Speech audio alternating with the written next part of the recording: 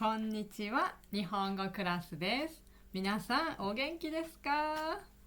はい、私は元気です。はい、今日は皆さんにとてもいいニュース、お知らせがあります。はい、勉強する前にちょっと聞いてくださいね。はい、新しいいいサービスを始めました。皆さんにとっていいサービスだと思います。はい、それは、この一番左に書いてある先生に何でも質問できるというサービスです。はい、これは何ですかね。はい、そうですね。これ、皆さんいろんなこと質問わからないたくさんありますね。そう、それ何でもいいですよ。私に聞いてください。はい、JLPT の勉強のことでも、仕事の日本語、ビジネス日本語のことでも何でも大丈夫です。はい、レベルも N5 ぐらいから、まだ始めたばかり、ひらがなカタカナわかりませんでもいいですの人から N1 レベルの人まで、いろんな人、誰でも大丈夫です。私答えます。はい、もちろん私が答えますので、はい、安心してください。他の先生じゃありません。私です。はい、勉強のことだったら、例えば JLPT のテストについてどうやって勉強したらいいですかとか、もうテストが近いから何をやったらいいですか、テストの練習とか、あとどうしよう、もう時間が少ないんですけどどうすればいいの、読解リーディングとか、はいはいはいね、何でもいいです。聞いてください。で、これ申し込みの仕方がとても簡単です。これね、これ Google の、Google カレンダーを使ってます。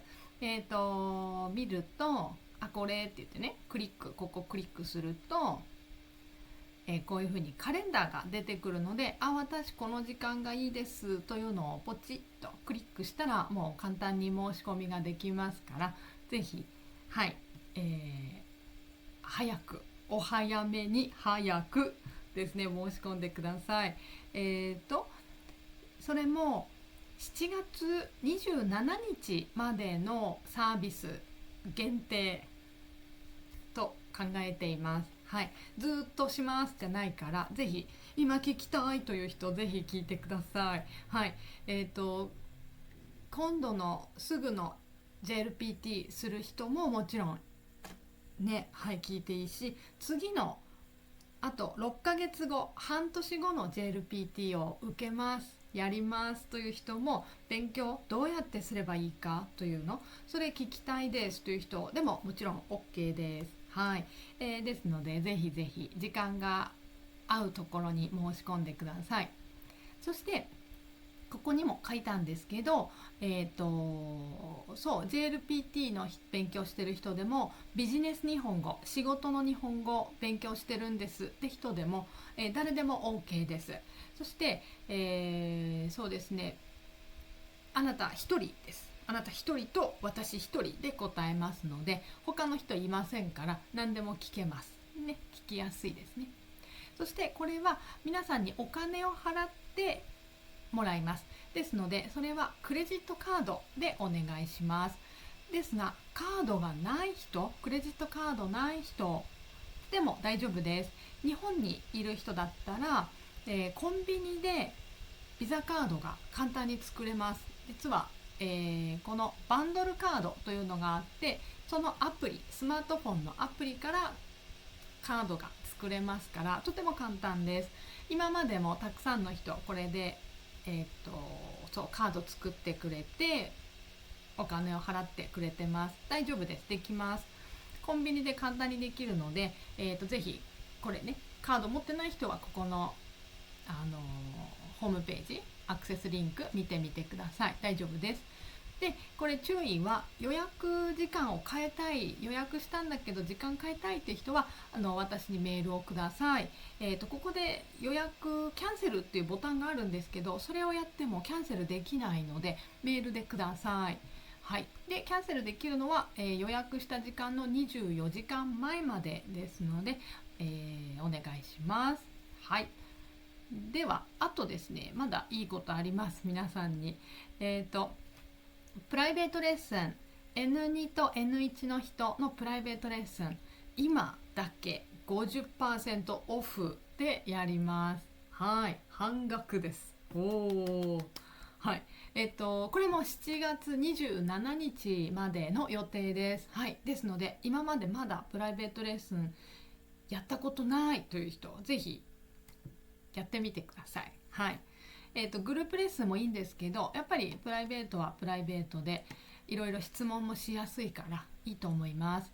で、これも、N2 の方は N2 勉強してる人とか、あと仕事の日本語、ビジネス日本語やってる人はこっちに申し込んでください。で、N1 の人はこちら。はい。ですね。で、これもアクセスクリックすれば分かります。あなた何の勉強したいですか？この時間、授業の時間、レッスンの時間、何勉強したいっていうのを書いてくださいね。読解でもいいし、語彙文法でもいいし、仕事の日本語でもいいし、何でも大丈夫ですので、あなたが勉強したいこと書いてくれないと私もわからないので書いてください。お願いします。はい。では、まずはここのリンクですね。このリンクを、今日のビデオの下のところにリンクが書いてありますから、そこからアクセスして申し込みしてください。待ってます。そしてあとは、ビデオで勉強するというのもあります。時間が合わない、どうしても時間が合いませんという人はビデオでも勉強できます。ビデオレッスン、ビデオコースたくさんありますが、その中でも JLPT だと、例えば読解、リーディングのビデオだとこの2つが特に今おすすめです。読解問題ですね。 JLPT の読解問題の、テスト、どうやって勉強すればいいか、あと合格するための読み方というのがあります。どうやれば合格しやすくなるかというのがあります。テクニックあります。このステップ1のビデオ、特におすすめです。私説明しました、授業の時。はい。で、授業のビデオなので、皆さんもね、授業に来ているように見られますから、ぜひぜひおすすめ見てください。で、これステップ1とステップ2ありますが、絶対どっちも見なければいけないわけではありません。例えば、練習たくさんやりたいですって人は、こっちのステップ2の方がいいかもしれないです。はい。こっちで、あ、そうか、どうやって読めばいいか、よくわかったというふうに、ステップ2得になると思いますから、はい。どっちもいいと思いますよ。ステップ1だけでももちろんいいですしね。ですので、これも私の今日のビデオリンクの下のところにアクセスリンク書いてありますから見てください。そして、いやもっと短いビデオでいいんですという人はこれもおすすめです。これもやっぱり読解ですね。中文のやり方、合格の方法、1時間説明してます。どうすれば合格しやすくなるか、テストの時どうやってテストの時間を使えばいいかとかテクニックがあります。それをシュッと1時間でまず話しているのがこのビデオです。はい。ね、N2 と N1 あります。はい。どちらもおすすめです。合格の方法しっかり説明してますから、ぜひぜひテスト前でもう時間ないんですという人はぜひこれいいと思います。この2つね、おすすめです。はい。では、この申し込みリンクは今日の下、ビデオの下のところに書いてありますから、そこからアクセスしてください。ビデオリンク下です。オンラインレッスンと書いてあると思います。ぜひぜひ来てくださいね。お待ちしてます。では皆さん勉強ね、頑張ってください。いつも応援しています。はい、いつもありがとうございます。では続けて勉強しましょう。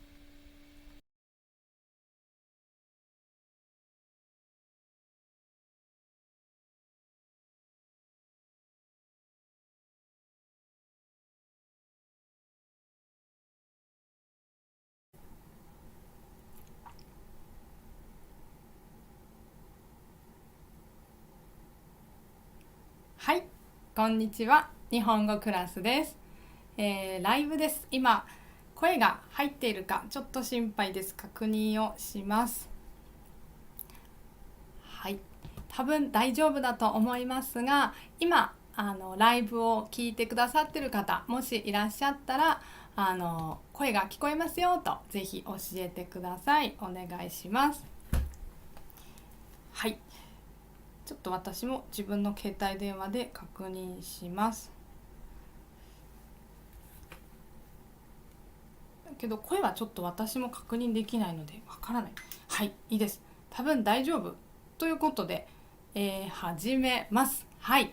ですね、今日はJLPT N1、N2 の人どちらもこれから JLPT N1 受ける人も N2 受ける人もどちらも一緒に聞いて大丈夫です。一緒に聞く話です。でもたくさんの方もメッセージありがとうございます。聞こえますね。よかったです。ありがとうございます。はい、じゃあ話をね、進めますね。読解についてちょっと今日はお話をしますね。これ N1 受ける人もここに書いてありますが N2 受ける人もどちらも関係がある。どちらもそう関係がある、答えはほとんど同じというか、はいです。何々が大切と私書きました。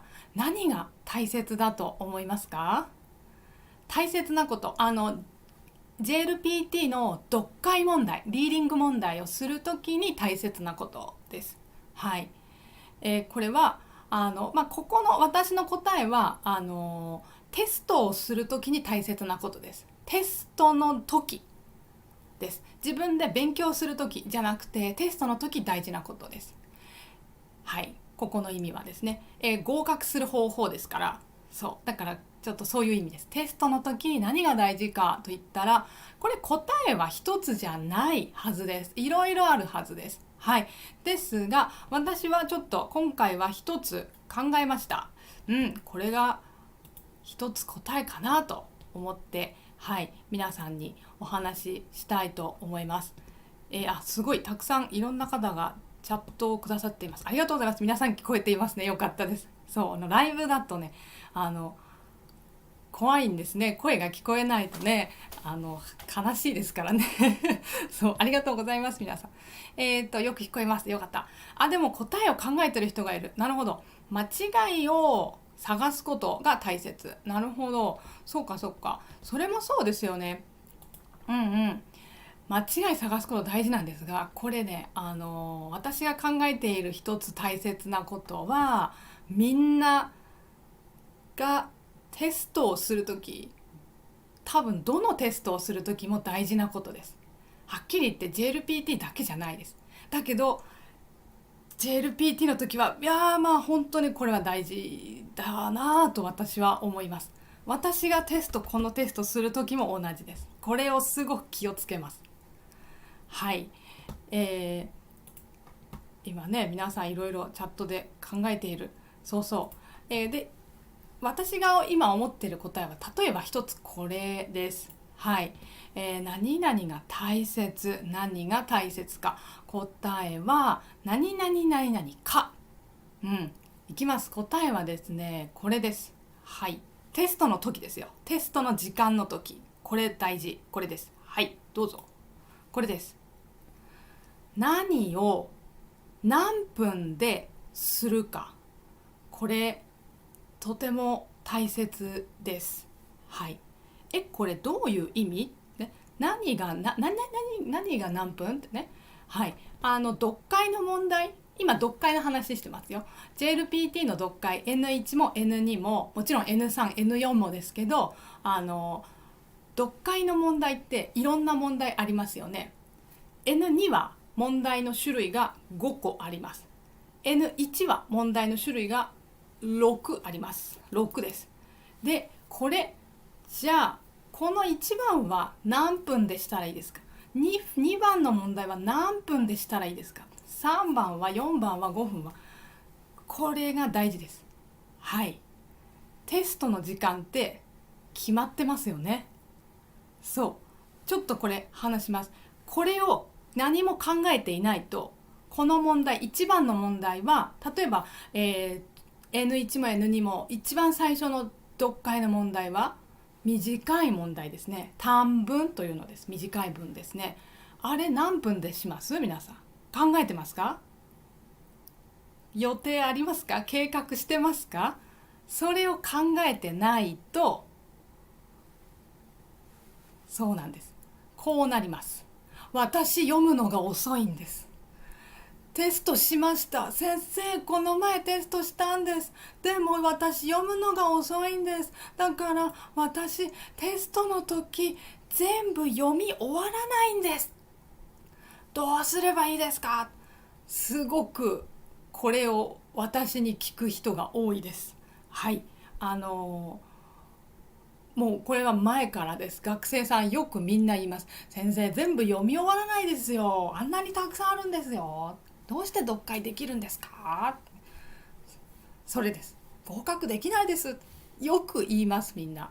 でもこれは、教える私から見ると、読むのが遅い、読むのが遅いから合格できない、それは違いますと思っています私は。はい。読むの遅い人、多分ね、みんな勉強中ですからそんなにね早くは読めないと思います。読むの遅い。でもじゃあどうすればいい？どうすれば合格する？それは例えば答え一つこれです。全部読まなくて OK です。そう、読解問題全部読まなくていいんです。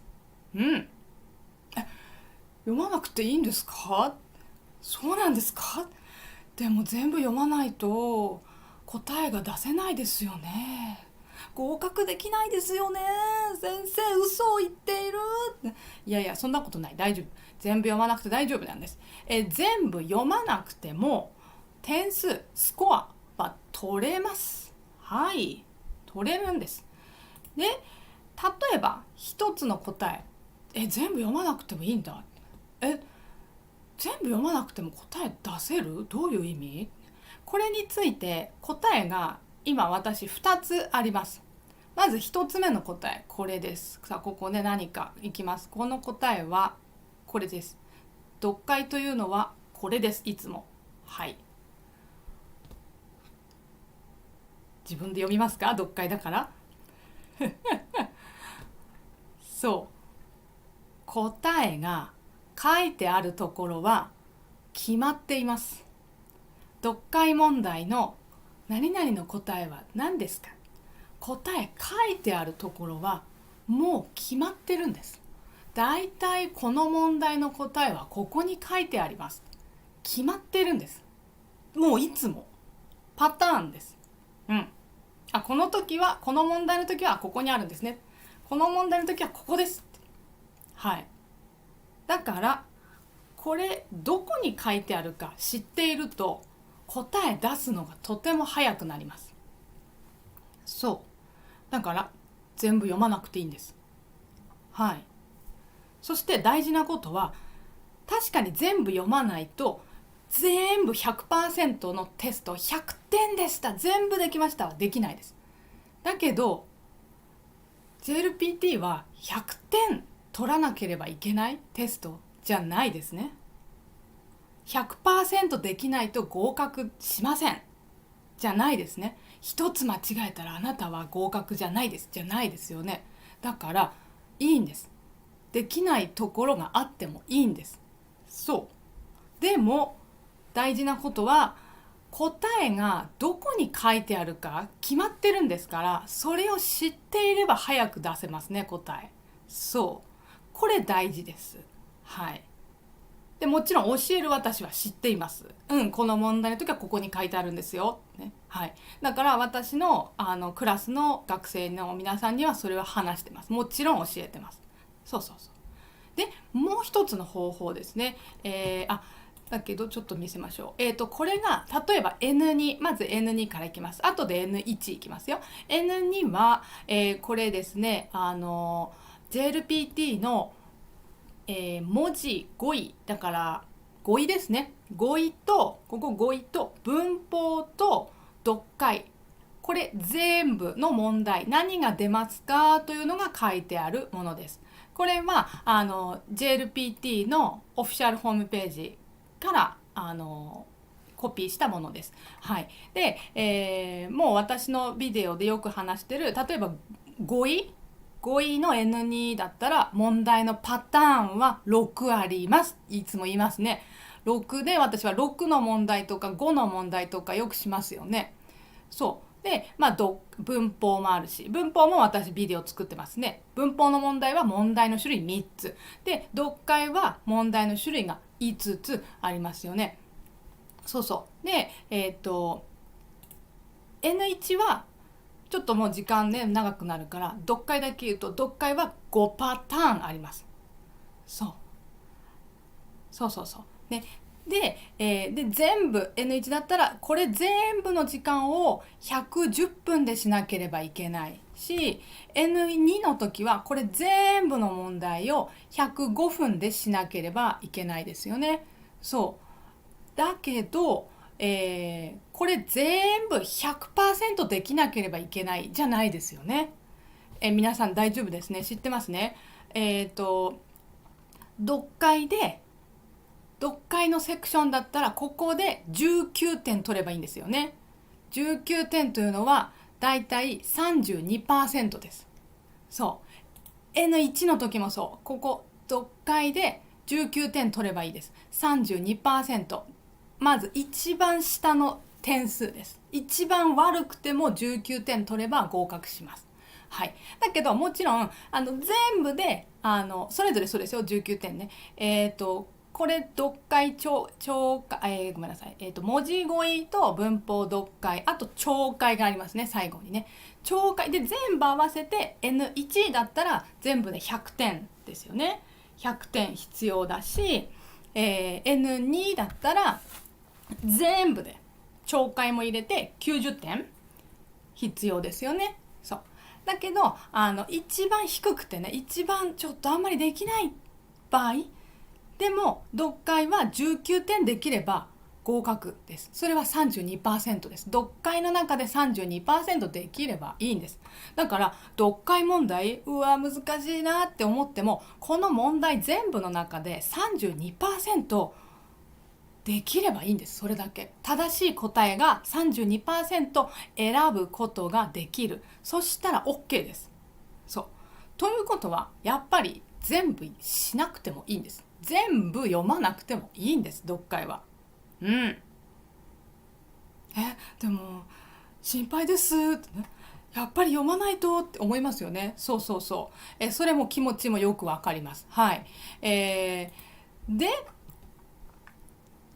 なんだけど、一つ大事なことは、答え書いてあるところ決まってるから、これどこに書いてあるか、それは私は今は言えないです。読解クラスの人にしか教えられないんですけど、問題も今見せられないですしね。そうでもう一個あります。これの全部読まなくて OK な方法。はい、どうすればポイントスコア取れるか。それはもう一個は何でしょうか。これ皆さんが答えるのはとても難しいと思うので、私が答えを言うと、これちょっと待ってください。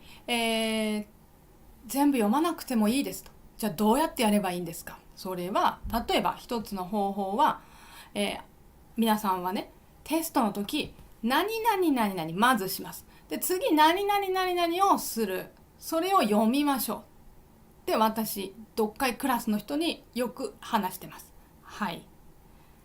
なんだろうね。ここに入る答えはやっぱり一つじゃないんですね。いくつか答えあります。これだけじゃない。私が今から言う答え一つじゃないんですね。だけどそしてごめんなさい、今私はこの答えをちょっと言えないんですね。そういうわけにはいかない。一つの方法ですっごく大切な方法だから、合格するための大事な方法だから。なのでなんだろうって自分でもよく考えてみましょう。読解例えば N2 だったら5個ありますね。5パターン。じゃあどれを例えば自分で試験の時、どうぞ試験始めました、どうぞ押してくださいってこの問題バッて紙で渡されて105分です。だいたいまあ2時間にならないけど、まあでも120分、そうか、でも大体2時間くらいですよね。もう1本の映画を見るぐらいの時間、皆さんはテストをするんです。本当に疲れますね。そう、だからもうそう疲れるから前の日はよく寝るんですよ。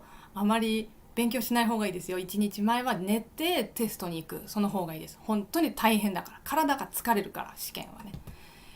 じゃあよく考えておいた方がいいです。皆さん、テストの時どこから自分は問題をするか、はい、どの問題からするか。一つ言えることは、絶対にちょっとカーソルがどこ行ったかな、絶対に上からしなくてもいいんじゃないですかと私は思ってます。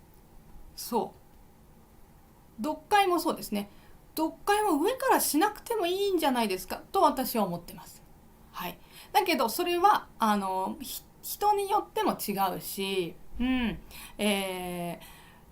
う順番でするとマークするときに間違えるということもあります。危険です。危ないです。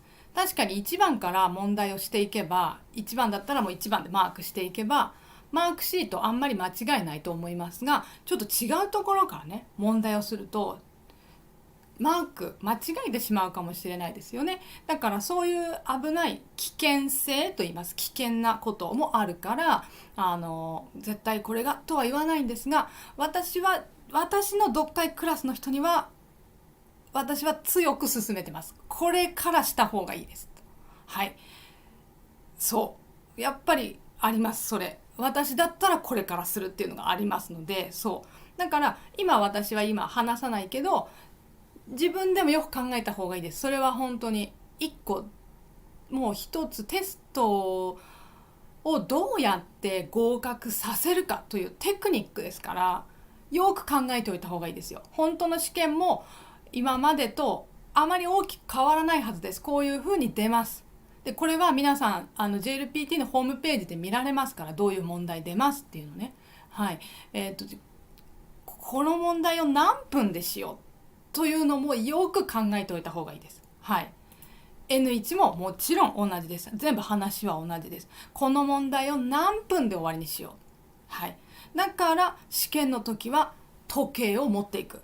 絶対に持っていきます。そうです。教室に時計があればこうやってして、よしこの問題は何分でやる、5分でするんだ、だから時計をこう見よう、ね、できるけど、もしかしたら前にねとても体が大きい人がいるかもしれないし、見えないかもしれないですよね。よく見えない。それにいつもこうやって見てたら試験のチェックの人とねこう目が合うかもしれないし、なんか私悪いことしてないんでちょっとドキドキしちゃうかもしれないから、自分の時計持ってった方がいいです。ピピピピって音しないやつね、アラーム鳴らないもの。アラーム鳴るとあなたの時計ちょっとダメですって言われるかもしれないので、何も音しない普通の時計を持ってってくださいね。そうでそうですね。そうだから、読むのが遅いんですね。こうやってもう一回話に戻りますが、読むの遅くても大丈夫、読むのが遅くても大丈夫です。問題ないです。今私が言ったこの問題からしていけばいい、そして全部読まなくていいっていうそのテクニックを使えば全部読まなくても大丈夫なんです。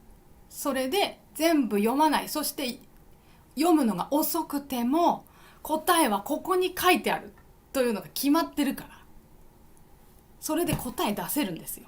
だから遅くてもいいし全部読まなくてもいいから、それでマークをすれば合格点は取れます。もちろん100点です。全部できましたね。間違いは一つもなかったですね。そうではないです。だけど合格することはできます。皆さん、大丈夫です。これが大事。100点取らないでください。19点、一番低くても19点取れば OK なんです。それでいいんです。ね。だからこれはとてもよく学生さんに言います。そうできないってすごく言う人本当に多いから。そうでもいらない、100点はいらないからね。はいということです。で、そうちょっと待ってくださいね。で今話したようなこと私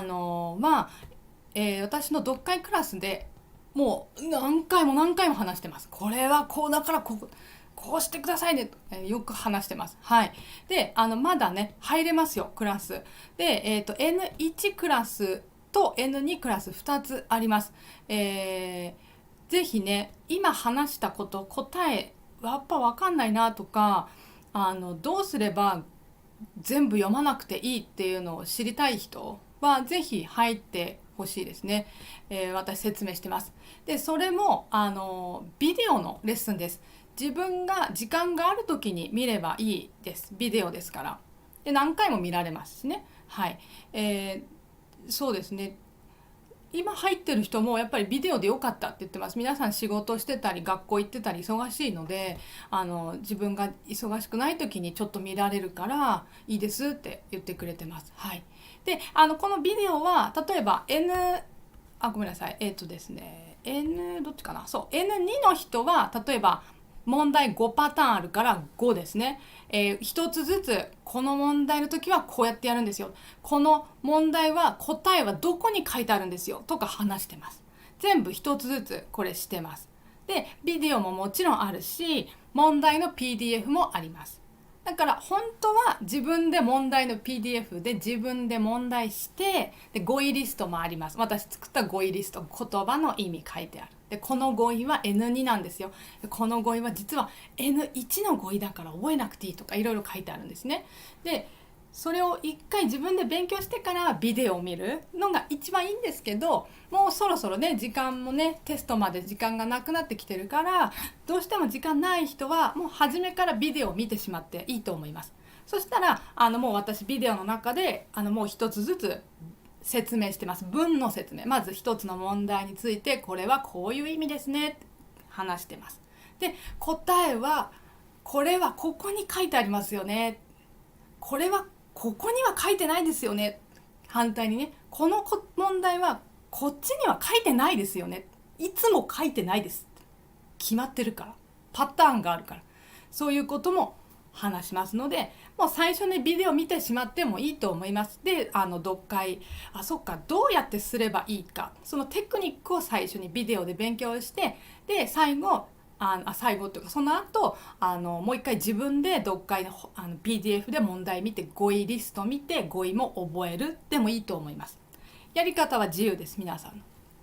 で N2 だったら5パターンあるし、N1 だったら6パターンですね。N2 は6です。N2 は長文が1つ増えます。N2 の時は5だったんだけど N1 はここですね。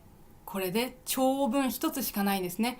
だけど N1 は長文が2つになりますね。長文ですね。そうだからもちろんこれも1つずつ説明してます。この問題について、この問題について、この問題について、これについて、これについて、これについて、全部やっぱり答えの出し方があります。この問題の時は例えばですけど、これとかね長文だったらこの長文の一番の答えというのはここに書いてあるんです。いつも長文の2番の答えはここに書いてあるんです。いつも例えばです。そういうのがもう決まってます。パターンです。いつもそう。はい、だからそれを知っていれば時間がなくても時間がなくなっちゃったらもしね本当の試験の時そしたらそっか時間ない全部読むことできないけどこの長文のこの答えはあそこに書いてあるはずだからそこだけ読みます。それでいいんです。であとは読めなかったダメだでも一つは読んだからマークした OK です。そしたらその読んだところは多分正しい答えマークできてますからそれでポイント取れますね。0点じゃないですね。それでいいんです。100点取らなくていいからです。 100% できないといけないテスト 100% 一つも間違えてはいけません。このテストはじゃないです。だからです。もちろんそれは読解だけじゃなくて文法もそうですね、 100% できなくていいし、文字語彙も 100% できなくていいし、全部一番低くて 32% できればいいんですよ。そうね、だからそれを皆さん気をつけて忘れないでほしいです。本当に特に N1 受ける人とかね、N1 は本当にもう難しいから無理だと思いますね、思ってる人いるんですけど、そんなことはない。大丈夫できます。そうね。だからでそう、私であと何回か今ちょっと違うこと言ったかも。読解で19点取ればいいし、文字語彙文法でですね、失礼しました。文字語彙文法でここで2つ合わせてこれで19点取ればいい。だからここ2つ合わせて 32% できればいいんです。全体のここで 32% できればいい。こことここ合わせて60点だから。N2 も同じです。ここの文字語彙と文法合わせて60点。全部できたら60点。だけど全部できなくていい。全部できないで19点だけできればいいんです、ここは。そうで、19点というのは 32% です、ここのね。だいたい 32% です。一番低くてですよ。そうね、だからそこ気をつけてください。全部ってね、これもわかんない、これもわかんない、ダメかもって思わない方がいいです。そう大丈夫ね。ですのでそういうふうにやってみてください。ということで、N1 も N2 も、テクニックは、同じです。ただ N1 と N2 何が大きく違うか、それは N2 の方が語彙が多いんですね。文法3つで同じだけど N1 は語彙が4つしかないんです。4パターンしかないんですね。4種類しかない。そうで、文法は3つ、そしてそれで読解は1つ増えてる。だから N1 はやっぱり読解が多いんです。問題が多い。そうだから皆さんね、 N1 も N2 もですが、この110分 N1 だったら110分 N2 だったら105分、この時間をどうやって使うか、テストの前に自分でよく考えた方がいいですよ。時計を見てね、例えば1時から試験が始まる、午後の1時からだったら午後の1時だから、1時10分までには何が終わる、そして1時20分までに何が終わる、1時30分までには何が終わる、自分で決めておく。今大体で言いましたが、そうでごめんなさいね、私の読解クラスの人にはこれは細かく話してます。決めてください、ちゃんと。なぜかというと私は読解クラスの人にはこれは何分ですよ、短文は問題が、4つかな。N2 は5つですね、失礼しました。短文5つ出るから、いつも5つ出てる。ちょっと変わる可能性ありますけどね、5つだったらこれは一番長くても何分で終わりにしなければいけないですよ、ね。中文は3つ出るから何分で終わりですよ。これも何分、これも何分、これも何分ですよ。だから読解は全部で何分で終わりにしてくださいね。私とても言っています。話してます。はい。ですので、これはね本当に大事です。はい。もう時間があったら私できたんです。時間が短いから合格しませんでしたはダメなんです。それはできてません。残念ですがそれは合格じゃないんです。そうだけど100点取らなくていいんです。じゃあどうやってやればいい、ね、大事でしょう。それを考えておくこと大事でしょう。そうね。ですのでよく考えてみてください。皆さん試験の前にもう何の問題がいくつ何個出るかっていうのはもうほとんど決まっていて、ほとんど変わらないです、毎年。実は何かの問題が出ないっていう時々あるんですけど、珍しいです。ほとんどね、これが JLPT がもうオフィシャルで発表している、これが出るんですよって言ってるから、その通り出るはずです。だから皆さんはテストの前に計画できる、考えられるんです。これは何分で絶対に105分で終わりにしなきゃいけない。N1 は絶対に110分で終わりにしないといけない。N1100 もう逆にこっちもやっぱりだいたい2時間です。2時間皆さんわー日本語の問題するんです。今までずっと頑張ってきた勉強この2時間に全部出さなければいけないんです。これ私が100点この問題で取ってください。あなたは日本人ですから 100% できなければいけません。そして110分でしてくださいと言われたら私ちょっとドキドキドキします。やっぱり考えます。どうしよう、どこの問題最初に初めからしようかな、どうしようかな考えます。そして私も自分で問題する時も時間をいつも測ってます。この問題は何分でできた、この読解は何分でできた、これはやっぱり難しかったな、時間がかかった、あるんです、そういうのがね。だから日本人で日本語が自分の国の言葉でも簡単ではないんです、読むの。そうだからだからこそもうちょっと読めばわかる、あと2分あれば読める、読んでしまうんですね、練習だと。でそれがいつもしていると本当の試験の時もそれをしてしまいます。そうするとどんどん時間がなくなります。そうなると一番悲しいのは本当は読めば分かった簡単な問題が最後にあってこれ時間あったらできたのになって思う。だからもう分かんないけどもう何でもいいからじゃあ3番にする、全部答え3番でマークして終わりにする。そして合格しませんでした。これが一番悲しいですね。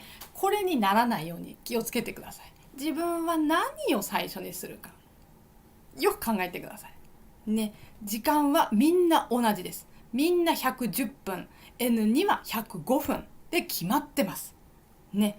ですのでもしかしたら自分で考えるとき N2 で105分だけどいや100分で終わるようにしよう、あとの5分は最後答えチェックしようもう一回っていう風に予定を立ててもいいですよね。もしできたらそれでもいいし、もう105分でもしっかりどうするってね考えてもいいし、それは自分の自由です。やってみてください。はい。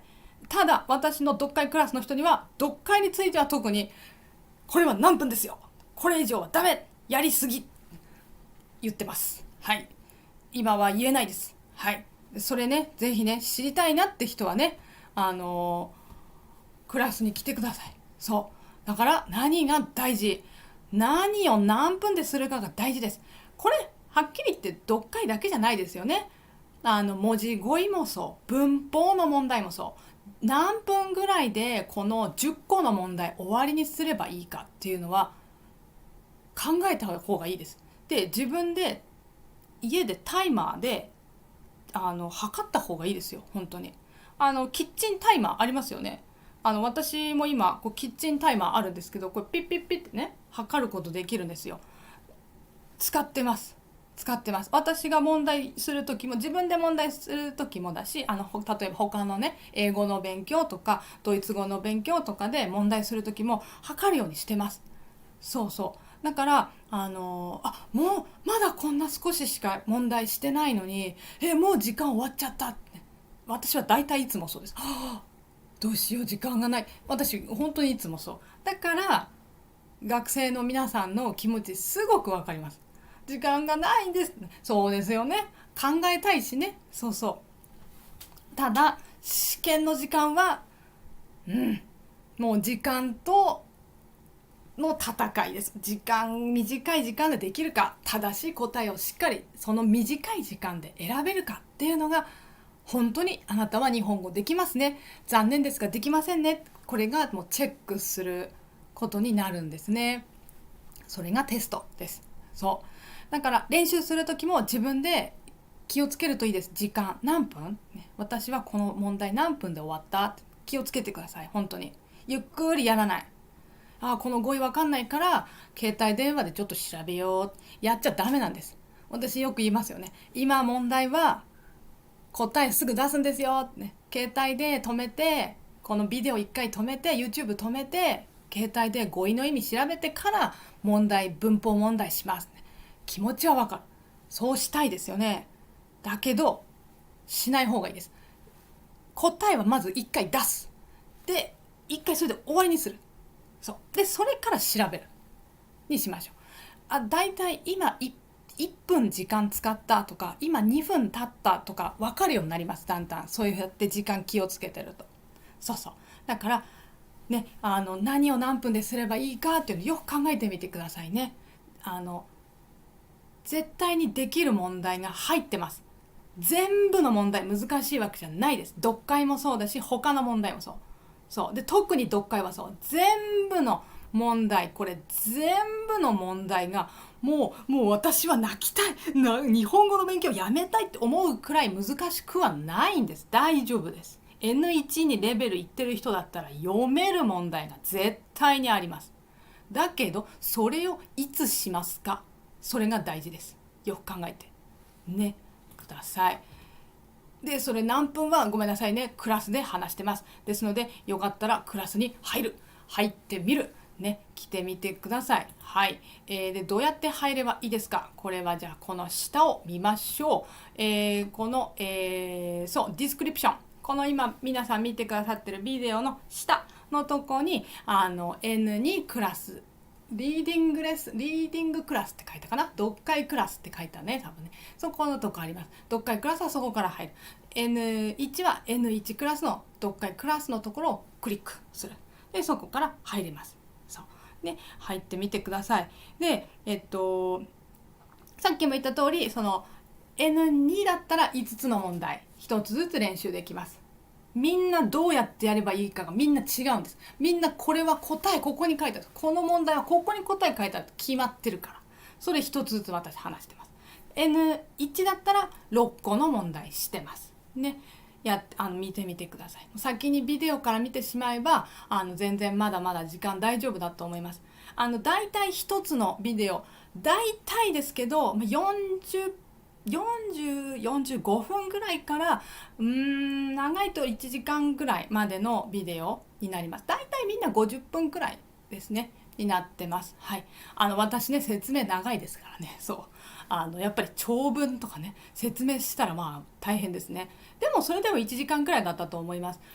この意味はこれですよ、もちろん話の意味ももちろん説明するし、長文だったら長文の答えはここにいつも書いてあるんですよっていうのを言ってます。だからそれ一つもうパターン決まってるから、そのパターン知っていれば別の問題した時も同じパターンです。答えは同じように出せます。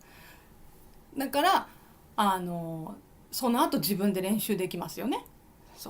ということです。はい、ですので、ぜひねまだね来てない方はぜひやってみてください。来てみてください。もうね実はもうすごいたくさんクラスにもいらっしゃってるんですけどね、まだまだね YouTube 今見てくださってるみんなが来てるわけではないので、ぜひねみんなにやっぱり合格してもらいたい。そのために私はクラス作ってますから、はい、来てもらえたらいいなと思います。はい、ということで語彙リストもあるからね、語彙の勉強にももちろんなります。はい、ということでじゃあ今日はこれで終わりにしようと思います。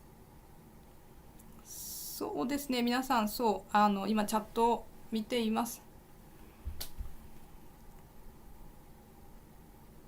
はい、モハマドさんが先生大事なことを教えてくれてありがとうございます。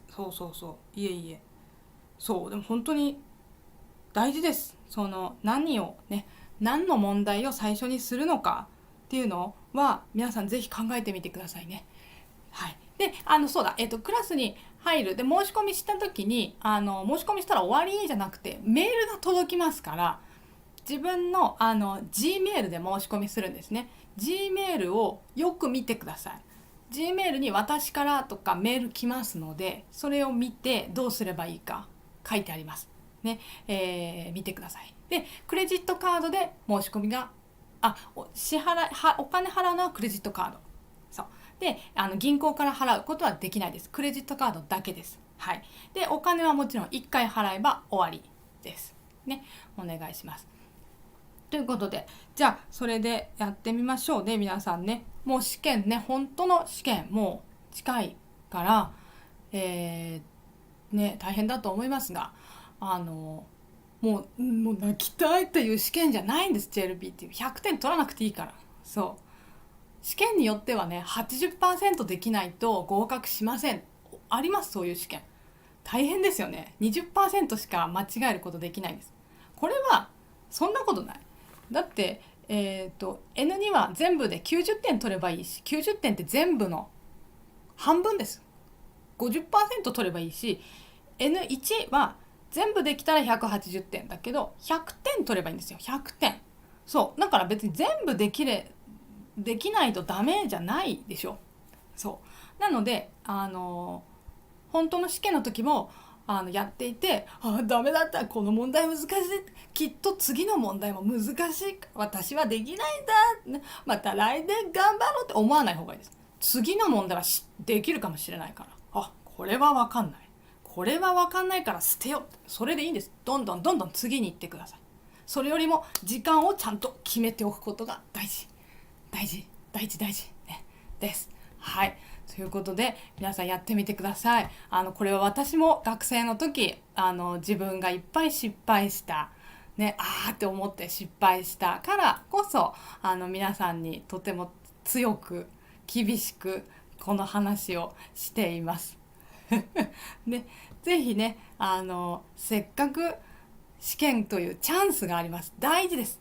試験は嫌だけど一つチャンスですね、皆さんが新しい世界に行けるチャンスですから、もし合格しなくても今頑張ってる、それはすごく大切なことですね。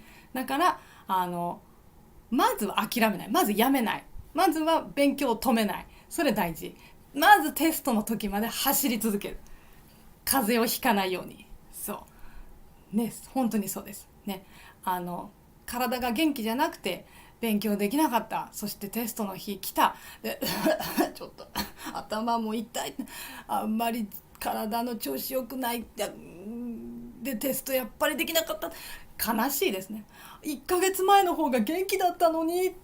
やっぱり元気な方が本当にいいです。試験の時間長いからね。皆さん忘れないで、試験の時間は N2 は105分です。本当に長い。私の今日のビデオよりもっともっと長いですね。そして N2 はだってあれですよ、105分した後、その後懲戒何分ですか？懲戒50分ですよ。長いですね。全部で155分。うわ3時間ぐらいですね。泣きますね、もうね。私だったらね、眠くなるね。そう N1 もっと長いですよね。文字語彙終わった、全部やった、読解終わった、それで110分でしょ。もうこれ大体2時間ですよね。映画見終わりましたよね。1本映画終わった、その後もう懲戒今度は何分？ N2 の時は50分、 N1 は60分です。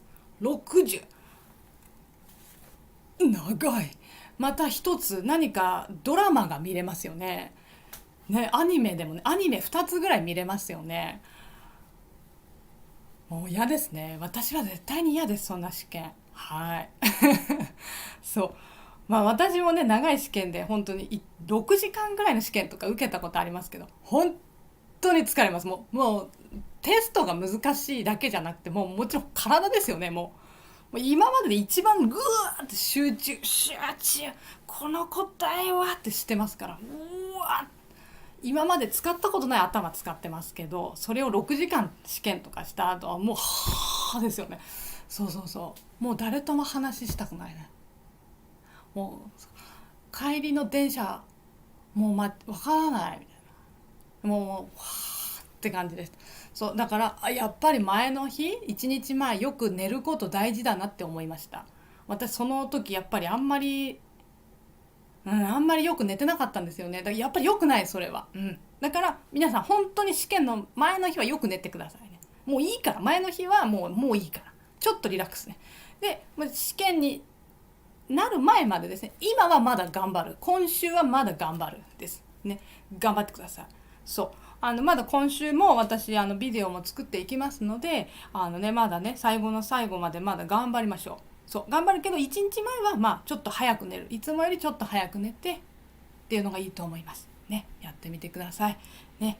じゃあ、クラスね、ぜひね、まだの人、ぜひ来てみてください。そして本当に申し込んだら、メール届くから、自分のメールアドレスよく見てください。それ見ないと、どうすればいいか分かんなくなります。ね、お願いします。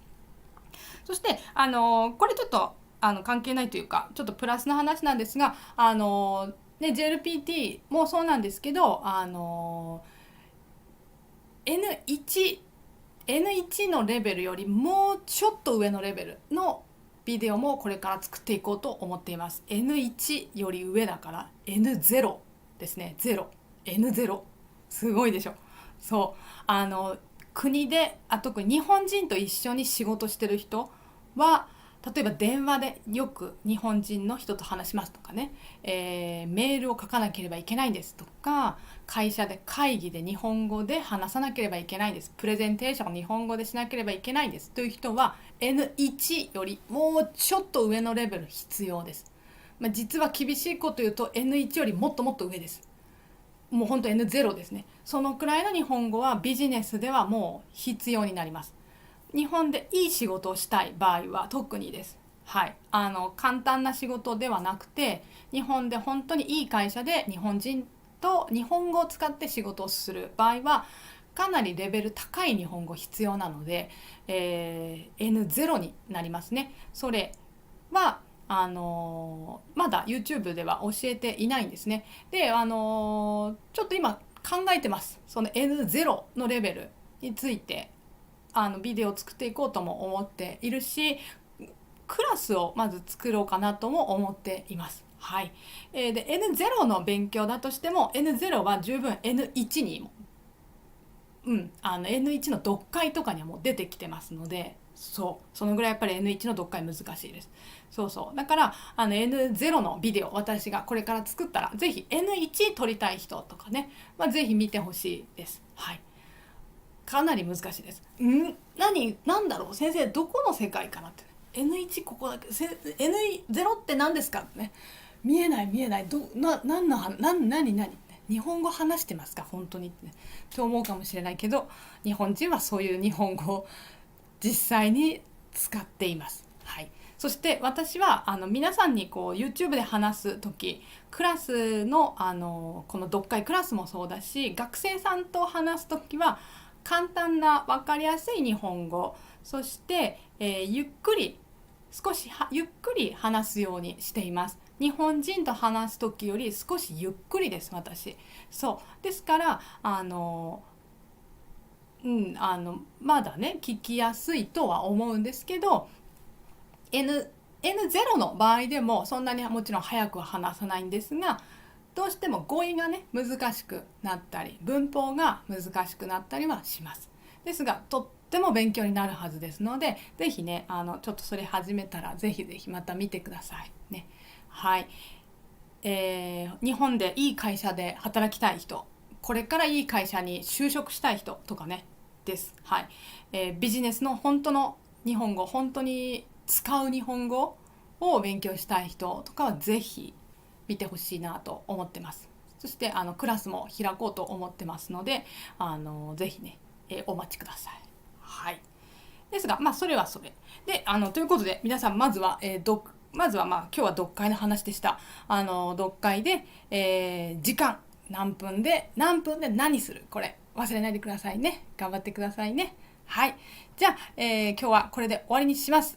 私 Twitter もしてますが、今日はもういいです。Twitter は下のとこにディスクリプションに書いてあります。Twitter してますので、もしよかったら、フォローしてください。フォロワーさんが今とっても増えてます。新しいビデオ作りましたとか、新しいクラス開きますとか、連絡をしてます。はい。じゃあぜひね皆さん頑張ってください。ぜひまだ間に合います。ビデオ全部見終わりますので時間あるはずですから、ぜひまだクラス入ってない方来てください。今チャットでもね、クラス入ってる方がもうチャットにも入ってきてくださってますけどね、ありがとうございます。ぜひクラスの人、私よく話すんですが、ズームとかで話すんですけど、入ってよかったですってね。というかこれ安いと思いますっていう風に言う人も結構多いです。先生すごいいっぱい話してくれてるってね説明してくれてるってそうかっつって、よくわかるようになりましたってね。皆さんよく言ってくれます。このビデオ見て自分でも練習よくできるようになったっていう人多いので、よかったなと、やってよかったなと思ってます。はい。私も自信があるビデオですので、ね、ぜひ皆さんの、ぜひそれを使ってほしいなと思ってます。はい。こんにちは、日本語クラスです。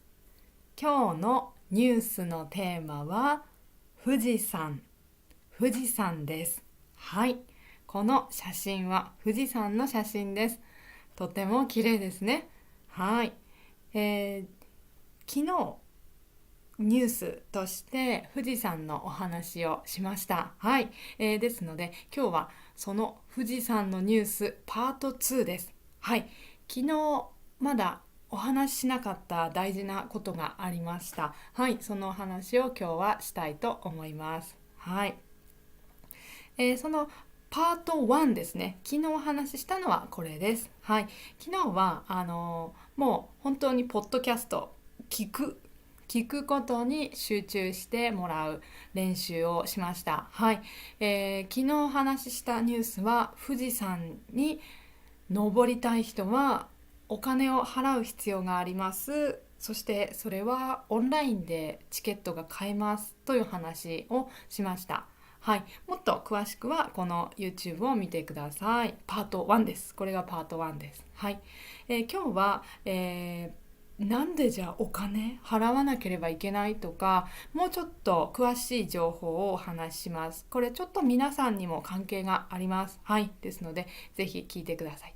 そして今日は、聞くではなくて、できれば一緒に読んでみましょう。私と読む。はい、読む練習をしてみましょう。はい、日本語のニュースを読むです。はい、じゃあやってみましょう。ですが私一回読みますので、何も見ない、ここを見ないで耳だけでどのくらいわかるかをチェックする、それからもう一回見るでもいいと思います。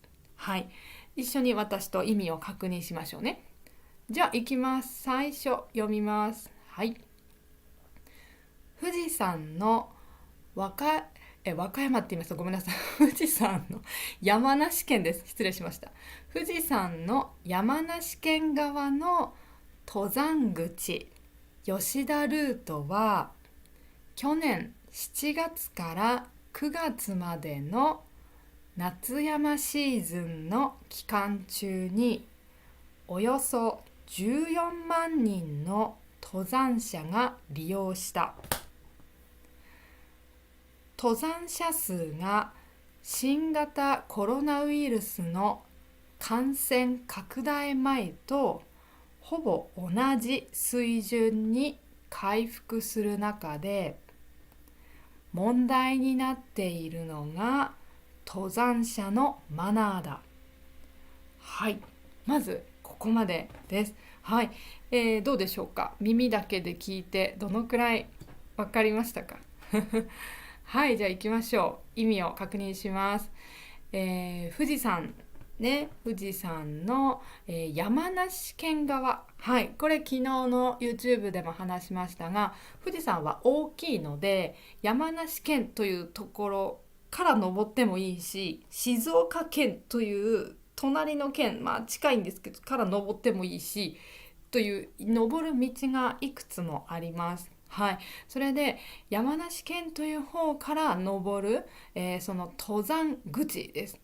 こう口は入り口ってことですね。山を登る入り口、ゲート、そちらの、名前が吉田ルートという名前がついてます。はい、吉田ルートというのはこれですね、人気なんですね。はい、すごく人気な道。はい、で吉田ルートは去年7月から9月までの夏山シーズンの期間中の間にですね、この夏山シーズンというのが毎年7月から9月だそうです。この2ヶ月間に、登っていいと。あったかいからですね。はい、で、その2ヶ月の間におよそは約大体ですね、およそ14万人の登山者が利用した。わー、すごい。すごいですね。2ヶ月だけで14万人の人が登ったっていうことです。はい。これ他の道もありますから、行き方ね。他のもあるから全部で合わせたらね、もっともっと登ってる人はもっと多いけど、この道使った人は14万人いるってことです。はい。これはもちろん日本人だけじゃなくて、全部外国の人も入れての数のようですね。そして登山で失礼しました。登山者数ですね。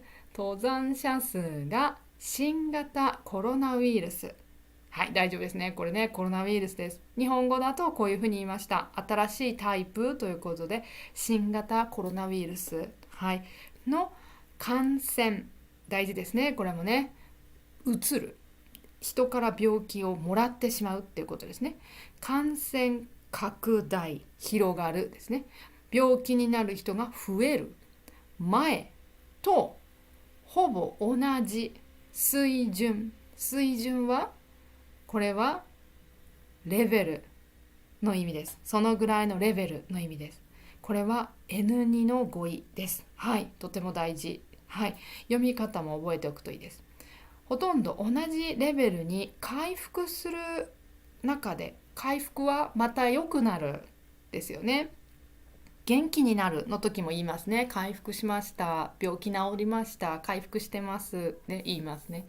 だから、もう一回ここまでちょっと意味確認すると、山を登る、富士山を登る数、登る人の数が、新型コロナウイルスがみんななってしまうと、パンデミックになる前とその前です。だからコロナが始まる前と今の、富士山登りたいという人は前とほとんど同じ数ぐらいに増えているということ。はい。やっぱりコロナウイルスの時は登る人がもちろん減りましたが、また増えてます。前と同じくらいに増えているという意味です。同じくらいに増えている中でというのは今その状態でということです。どんどん人が増えている、前に戻っている状態で、そして今問題になっているのが登山者のマナーです。はい、山登る人のマナーが問題がある、何か良くないことがあるということですね。はい、じゃあ行きましょう。どんな問題？はい、読みます。じゃあここはじゃあ見なくてもいいですよ。一回耳で聞いてもいいと思います。じゃあここ全部読みます。はい。夜通しで一気に山頂を目指す、いわゆる弾丸登山をする人や、登山道で仮眠したりゴミを捨てたりする人もいて、山梨県はその対策として今年の夏山シーズンが始まる7月1日から登山できる時間や人数を制限することを決めた。はい、ここまでです。はい、どのくらい分かりましたか？はい、さっきこの登山者のマナーが問題ですと言いました。で、どんな問題かがここに書いてありましたね。夜通しで一気に山頂を目指す。はい、これ、ここ一気という言葉が N2 の語彙で大切です。はい。夜通しといったら、これは皆さん意外と聞いたことないかもしれないですね。でも意味は多分ちょっとわかりますね。うん。夜から朝までそのままずっと休まないでの意味です。夜通しで寝ないでってこと。夜通しで遊ぶとか言ってもいいです。寝ないで夜からずっと朝まで遊んでましたとかでも OK。夜通しで、一気にもこれも止まらないでそのままずっとという意味です。一気に。はい、読み方はこのいつきじゃなくて小さいつになります。一気、一気に何々するって言います。はい。夜通しで一気に山頂を目指す、山の一番上を目指す、目標にする、ゴールにするですね。目指す。はい。いわゆるはこれは N1 ぐらいの読解で出てくることありますね。いわゆるは意味はつまりですね。つまり弾丸登山をする人。この休まないで夜から朝までずっと歩いて山の富士山の一番上まで行こうとする人のことを弾丸登山という名前です。で呼んでます。はい。すごいですね。でもね、これ結構問題になってるんです。確かに。夜暗い時から寝ないで歩き出して、そのままずっと朝には一番上に到着すると思うと言って行ってしまうもので、それ弾丸登山だけど、結構多くの人が途中で気分が悪くなってしまって、レスキューを呼んだりっていうのも多いらしいです。はい。で、そういうことをする人とか、登山道、山を登る道ですね。登山道で仮眠はこれは眠だから睡眠の眠。はい。で仮にだからちょっと寝るってことです。はい。道で寝てるんです。やっぱり夜ですかね。道で寝てたりゴミを捨てたりする人もいて、はい、これも大きな問題になってます。はい。で、山梨県はその対策として、対策はこういう問題をなくす方法を考えるっていうことです。はい。対策として今年の夏山シーズンが始まる7月1日から登山できる時間とか人数、何人登っていいですよを制限する。もう何でもいいですよ、何人でもいいですよじゃなくて、もうここまでしかダメって、何人までって決めました。はい、ということです。だからこれすごい大きなニュースですね。本当にこの弾丸登山というのはよく見ます。残念ながらですね、これは外国人の人がよくやってしまうらしいです。登山、富士山がねそんなに高くないだろうと、多分できる、夜頑張れば登れると思って行ってしまう人とか、途中で小屋があるんですけど、泊まる部屋があるんですけど、それを予約してなかったからもう歩くしかないから頑張って歩いてますとか、で大体そういう人が病気になっちゃうんですね。だからやっぱりレスキューの人とか大変、もうそんなねずっと助けに行けないし、いろんな問題につながるのでやっぱりどうしようって思って、やっぱり制限しましょうとなったらしいです。でそして具体的にはときました。はい、じゃあ具体的にどういうことか聞いてみましょう。具体的というのは詳しくはということですね。じゃあまた読みます。はい。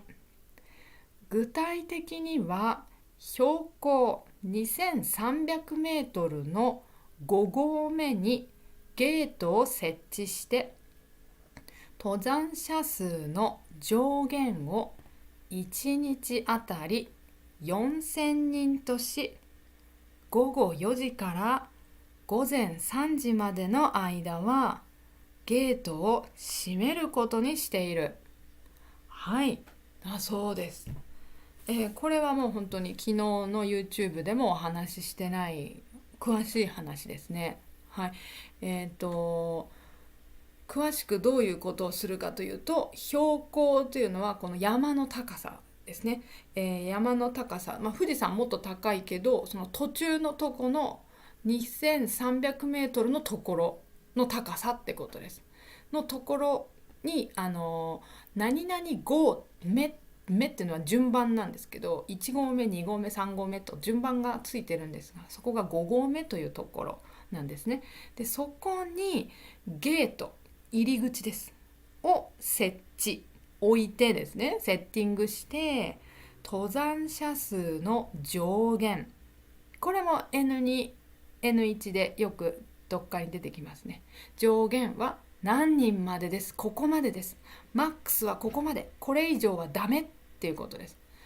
上限。反対はもちろん下限です。一番下、ね、下の感じです。これは上。上の人数、何人まで OK ですは、1日あたり1日だったら4000人です。4000人までは登っていい。そして午後4時から朝の3時までは入り口を閉めますと言ってる。はい、だからこれがあれば夜から登りに行って、危険な人、登りに行く危険な人というのはそうできなくなりますので、これはいいことですね。はい、じゃあ続きいきましょう。もうちょっと。はい。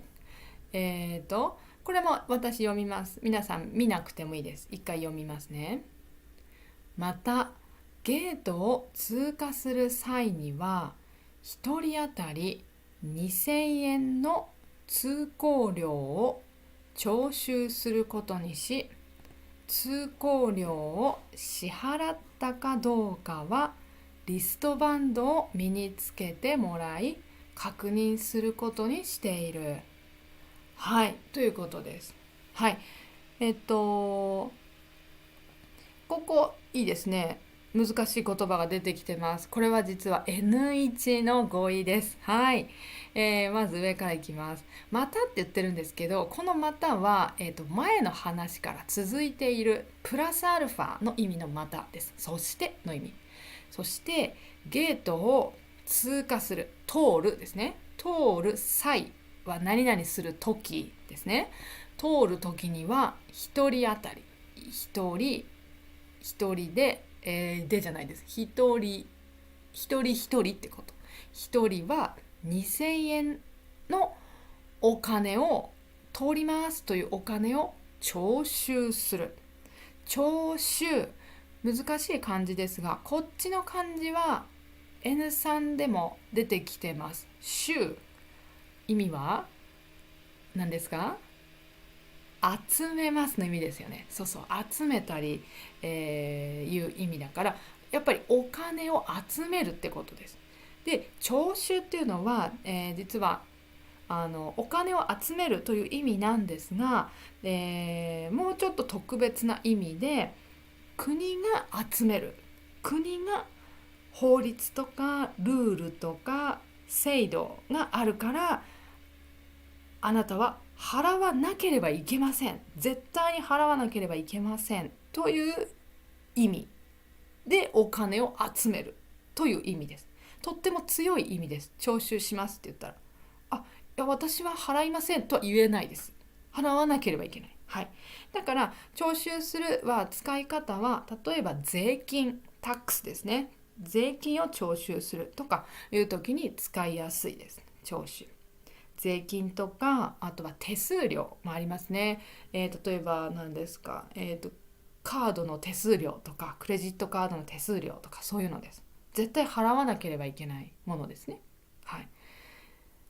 はい、じゃあ徴収することなので、絶対払わなければいけません。私たちね、富士山登るときで、通行料を支払ったかどうか、本当にあなたは払いましたかというのは、リストバンドを身につける。リストバンドだから、手のところに何かこうテープみたいなもので、私はお金払いましたと人が見てすぐ分かるようにするんですね。それをつけて、それで確認することにしていますということです。はいね。